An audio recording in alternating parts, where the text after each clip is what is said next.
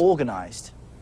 Well, there is no single opposition, and the government has been very successful over many years in keeping that opposition apart, creating alternative movements within civil society to inhibit and undermine the possibility of an organized political opposition.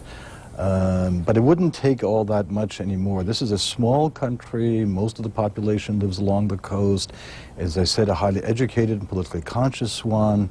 I don't think it would take all that much to mobilize a national movement to challenge the incumbent government. The problem lies with the ability and the willingness of the state to use the security forces to impose its will, and as we've seen in recent days, almost at any cost. And that, I think, might be the defining characteristic of a regime that is increasingly being viewed as a police state.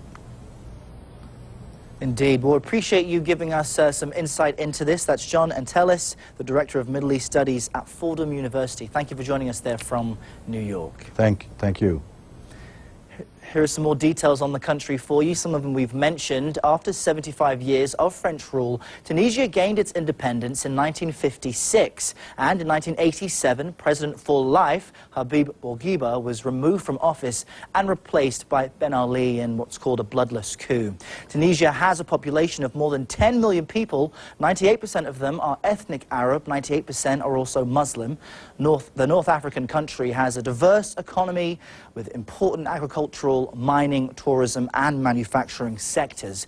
Real growth has been steady the past decade at about 5%. That, though, was up until the past few years. Tunisia is a multi-party republic that's been considered moderate.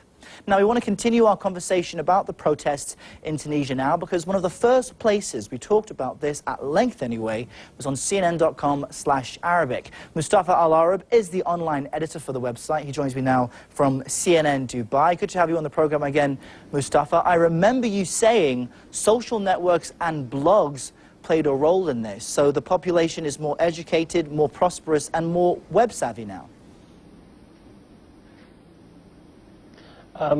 Nice to see you again, Errol. Actually, we're still receiving some reports about minor rallies taking place in some cities. But it looks like things are coming cooler and cooler each day. President Zain al-Abidine Ben Ali took some really powerful steps. He removed some of the high officials in his government. He launched a security campaign. At the same time, he gave many big promises. So this led things to cool out a bit. And I guess we need to wait and see how things will turn out. Errol? Mustafa, new media is also allowed for a posting board for views on Egypt's New Year's